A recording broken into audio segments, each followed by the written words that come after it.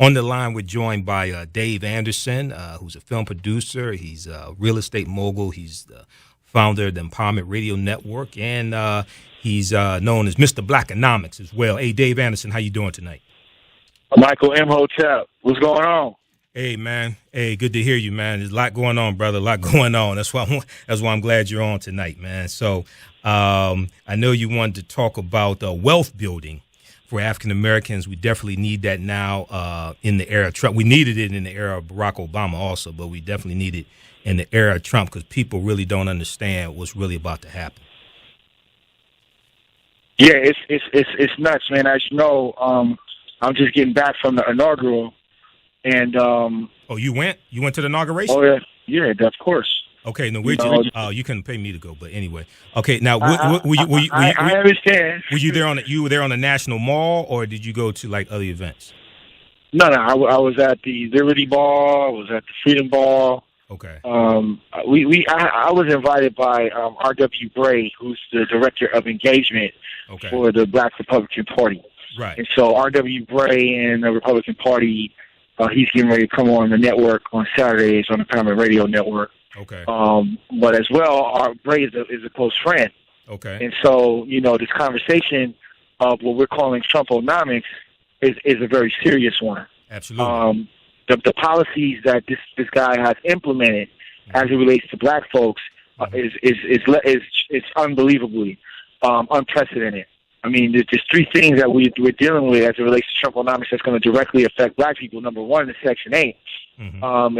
If you currently have a Section 8 voucher, it's being dialed back from a 4-bedroom to a 2-bedroom. That's going on right now. If your child is over the age of 10 years old, they got to move in the room with you.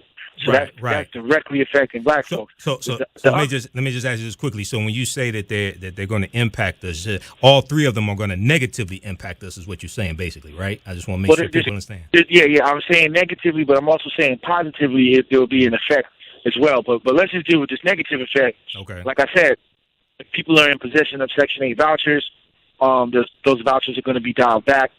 The program, House of Choice program, opens up this week for new opportunities for people to get involved. There will be no vouchers issued in certain states. So that's the deal with that. The other side to that coin is that Ben Carson has been elected to oversee HUD. Yeah, nominated. Not Not because he's a great person to be able to do that, but because Fred Trump, Donald Trump's father, right, got into some problems back in the early 70s, late 80s, as it relates to tenant-landlord disputes. And an older black woman at the time took Fred Trump to court, to the highest court in the land, right, the Supreme Court, and won. And it's that case that helped to lay the precedent for what we now know as the Fair Housing Act. So Ben Carson has been placed to repeal and dial back the Fair Housing Act. Right. So right. we have to understand, and he's against the Fair Housing Act, and he wants to gut HUD also. And, that's what we have to understand. He's against the Fair Housing Act. Yes. And he's against the Fair Housing Act because Donald Trump has placed him in that position. Right. So we got to understand, when I'm calling TrumpoNomics, we got to understand that these are the policies that have been put in position. And even when you take Section 8 off the table, when you take food stamps, look at food stamps, people's EBT cards, if they're able-bodied people and they just can't find work, their EBT cards have already been shut off, okay? And so, you're looking at food stamps being an issue. And then the third thing, which is most important, is the Trump tax plan. Right. The Trump tax plan says that earned income credit, according to the 2017 tax code, is out of here. It's no longer available. Mm-hmm. And then we have to also look at the head of household. Head of household was created to take into consideration of the burden of children. That's out of here. Right. So there's only now three tax statuses, which are single, married filing with children, and then married filing jointly. There is no more head of household. So think of all of the black women that make under $40,000 a year that look forward to earn income credit and head of household. Well, they're not getting none of that money no more. Let me just ask this quickly. Okay, so earned income credit, that adds up to about $1,000 per African American household on average, from my understanding. On average, yeah. And then there's some other. there's some other stuff in there where you can get credit as it relates to your dependents.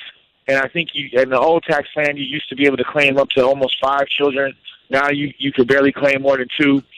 And earned income credit would give you some money as well, and head of household would give you some money as well, depending on your scenario. I mean, there's some women that get between $5,000 and almost $12,000. But what I'm saying, Mike, is those days are gone. Those days are non-existent. This will be the last year that you'll be able to participate on that bandwagon. Exactly. Exactly. So let me ask you this quickly. When you talked about head of household, now I understand earned income tax credit, okay? Head of household, and you're saying head of household is going to be eliminated. So, how does it stand now, and how does that impact us with it being eliminated? Well, so head of household is basically for the single mom who is working hard. She might have 3 to 5 children. Head of household takes into consideration of the burden of raising children, and so even if the children have a father and that father is not in the home, the father can still be supporting the children, but if he's not living in the house, that mom will get head of household credit. That credit is almost up to $12,000.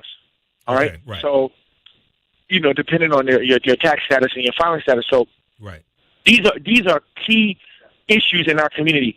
Normally, when people send in their return, they get in a refund check. They send in their returns. Negroes send in their returns like the 31st, 28th, 29th of January. They're getting checks back February 15th. They go into the mall. They buying iPhones. They getting gold in their mouth. They getting Remy, Milky Way, all this type of stuff in their hair, Cambodian Malay, all this type of stuff. That's gone. That ain't never happening no more.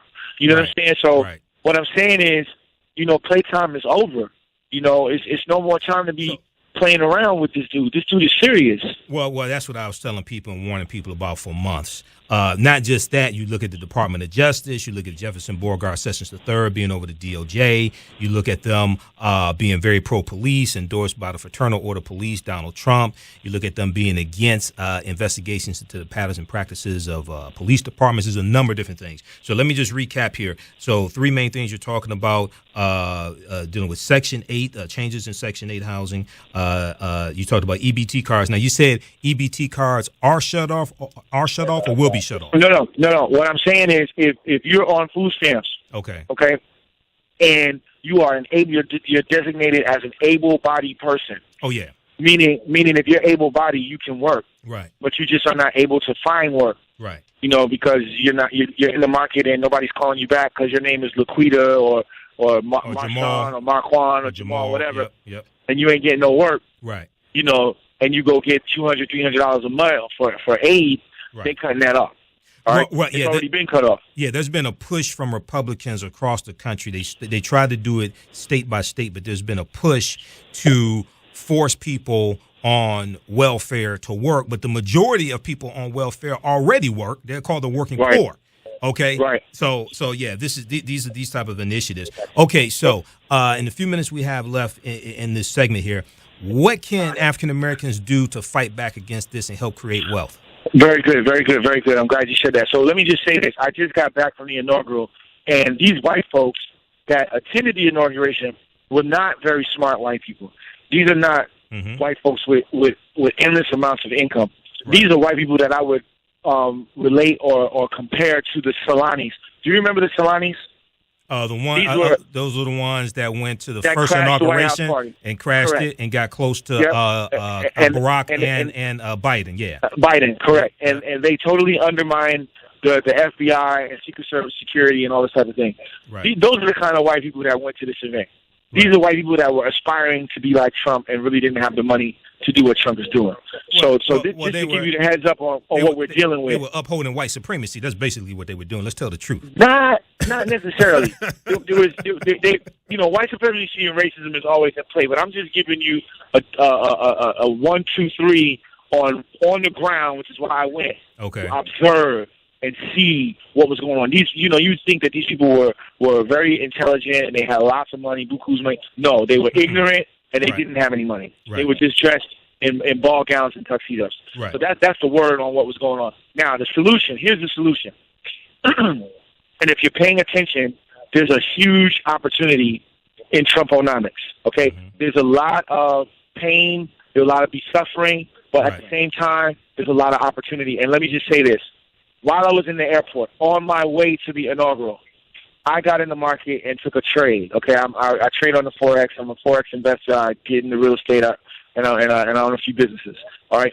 So what Trump is doing, and this is the first president ever to lend an influence into the financial sector. Normally, presidents stay away from that type of rhetoric. Right. The only person who really talks about market-moving rhetoric is Janet Yellen, and that's because she is the director of the Fed. Right. So she's the only person who's designated to be talking about market-moving events. And you're referring to tweets about Boeing and different things like this. Tweets no, about no. GM. I'm not referring to tweets. I'm referring to actual speeches. Meaning, in the inaugural speech, the first 3 minutes of the speech, Trump attacked the United States dollar, and he did this by simply telling everybody around the world that he would no longer deal with foreign policies as it related to trade. He cut all of the trade out by saying America first. He said America first. Times. We're going to put America first. We're only going to make stuff in America. We're only going to do America. America first. America first. We're going to make America great. What that did is for people that deal with business internationally and globally, it put them on notice. Right. And immediately the markets started to attack the United States dollar, and Donald Trump is the first person to suppress the U.S. dollar. When the dollar is suppressed and the dollar goes down, guess what, Mike? Inflation goes up. Yeah, goes up. So the premise is, if we know that Donald Trump is a narcissist, we know that he stepped on his wife's feet 8 times while he danced to Frank Sinatra's My Way, we know that this is a narcissist. And we know that with narcissists, all they want to do is win. So we know, based off the 3 patterns of him speaking, he is going to suppress the United States dollar every opportunity that he can in order to raise the price of gold. That means that black folks, instead of going out and putting gold in your mouth, you can get in the Forex market understanding that every time Trump speaks, the price of gold is going to rise. And so these are the type of strategies that we need to know on the front end so that we can get in front of this. I got on the market at approximately 11:45. I got out of the market on that same day at 12:45, and I rode gold from 1200 to 1210 and made a significant amount of money.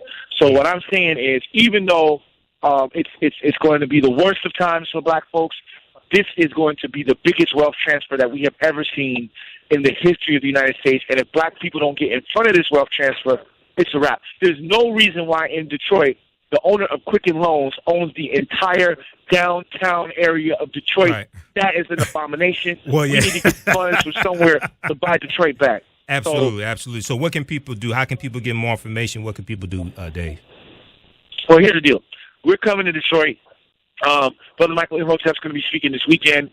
We'll be at the Roberts Riverwalk Hotel. You know, every time I come to Detroit, I support Dr. Roberts. He supports my career. He's one of my Black-owned hotel. Black-owned hotel in Detroit. Black-owned hotel in the D, on the Riverwalk. It's paid for. You don't got no mortgages. You don't owe nobody. Right. And Brother Michael Imhotep and myself, Dr. David M. Anderson Sr., we're going to throw down. We're going to throw down on something called TrumpoNomics, and we're going to lay out these policies that we're talking about. We're going to lay out how they're going to affect us. I'm going to speak twice. I'm going to speak Saturday, and I'm going to speak Sunday. And we're gonna dial back opportunities in 3 areas. Number 1, business. Number 2, real estate. And number 3, foreign investment. If you're interested in learning these policies, the Trump policies and how they affect us, if you're interested in learning about opportunities, there are real opportunities in business. I mean, I'll just tell you this in closing.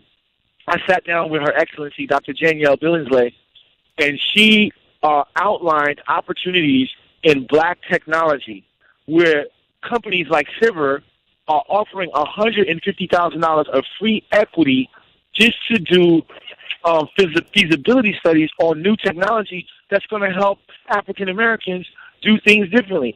So, come on, we all got ideas, but imagine if you had $150,000 of free money, not a loan, free money for you to just explore that idea.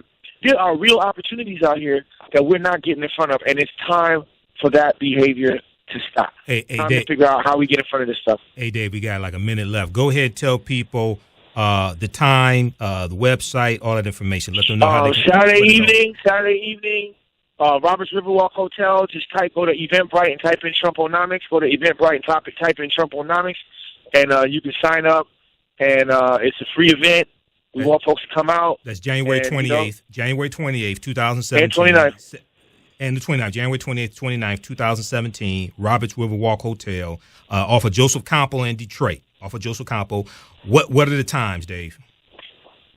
Saturday will be in the morning, like 10 to 2. Okay, 10 p.m. And then to Sunday, 10 a.m. to 2 p.m. Sunday, Negroes are going to go to church. Praise the Lord. Hallelujah. Right. And so we'll be at Sunday school will be from 2 to 6. That's how that's going down. Okay. Roberts Riverwalk Hotel, African-American-owned hotel. Dr. Roberts is a multimillionaire. Saturday, January 28th, 10 p.m. to 2 p.m. Sunday, 2 p.m. to 6 p.m. What's the name of the event again? The learning session? TrumpoNomics. TrumpoNomics, okay. That's right. How you can profit during the Trump administration. How you can profit and generate wealth and build wealth during the Trump administration. It's something that's been created specifically for black folks. And I just left the White House. I just sat down. I got the protocols. I know how they work, and I'm out here talking about it.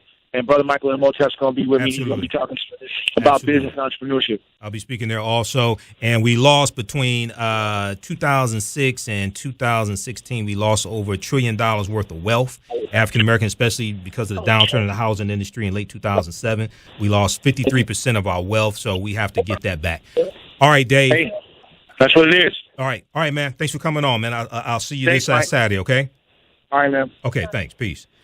Okay, so that was my exclusive interview with Dr. David M. Anderson, founder of the Empowerment Radio Network. You've seen him in the documentary Black Friday. I'm in Black Friday also. He hosts the Blackonomics show here on the Empowerment Radio Network, 1 p.m. to 4 p.m. Eastern Standard Time, Monday through Friday. Quick note on the times that he gave. This was Sunday that we did this interview, so we've had some slight changes. The correct information is at our website, AfricanHistoryNetwork.com, AfricanHistoryNetwork.com. The links connect you to Eventbrite. So Saturday is 7 p.m. to 10 p.m., 7 p.m. to 10 p.m., January 28th, the screening of Generation 1, the film. Sunday, the training is 3 p.m. to 6 p.m., 3 p.m. to 6 p.m. I'll be there early. 1000 River Place Drive, Detroit, Michigan. That's the Roberts Riverwalk Hotel. You can also call 888-688-1912 for more information. 888-688-1912 for more information. We have the information at our website, AfricanHistoryNetwork.com, and it's at Eventbrite. On Eventbrite is under Economic Empowerment Seminar. On Eventbrite. We have the links at our website, AfricanHistoryNetwork.com, that connect you to Eventbrite. You can RSVP. It's free. If you RSVP, that gives us a better idea of how many people are coming. You can RSVP. For some reason you can't RSVP, still show up, okay? We'll be back in a few minutes. You listen to the Michael Imhotep Show right here on the Empowerment Radio Network, where knowledge is power. We'll be back in a few minutes.